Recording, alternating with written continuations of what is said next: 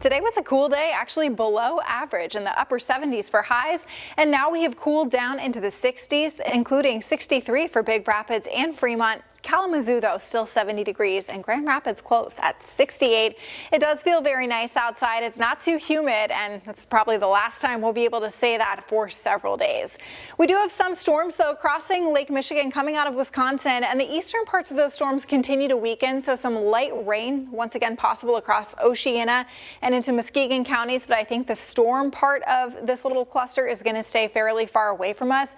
But the direction of these storms is from the northwest, and we may continue to see through tomorrow night, and Saturday morning additional areas of rain and thunderstorms kind of clipping West Michigan, most of us staying dry, but some of us ending up with some storm activity. The reason the storms are coming from that direction is from this big high pressure down to the south. Its influence is pushing all the way up here into the Great Lakes, and the storms are kind of riding around the edge of that high pressure. That high pressure is also what's going to give us all of the heat as it gets a little bit closer, and we'll really start to see that build in on Saturday.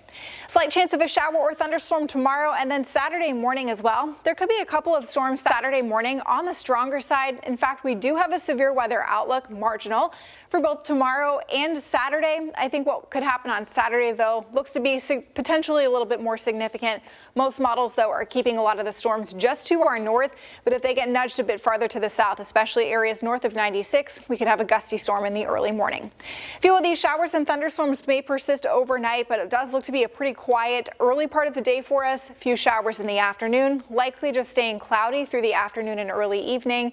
And those storms, each model runs a little bit different. This one does pull this cluster a little farther south into portions of Mecosta and Montcalm County. We may end up seeing some of those gusty storms right around daybreak. They should be moving to our east, and most of us from Grand Rapids south not affected by that, but it is something to continue to monitor. Gusty storms along with the potential for some very heavy rain. Tomorrow, 83 degrees, 92 though for Saturday. This is when that heat really starts to build in, and it will start to feel like triple digits for Saturday.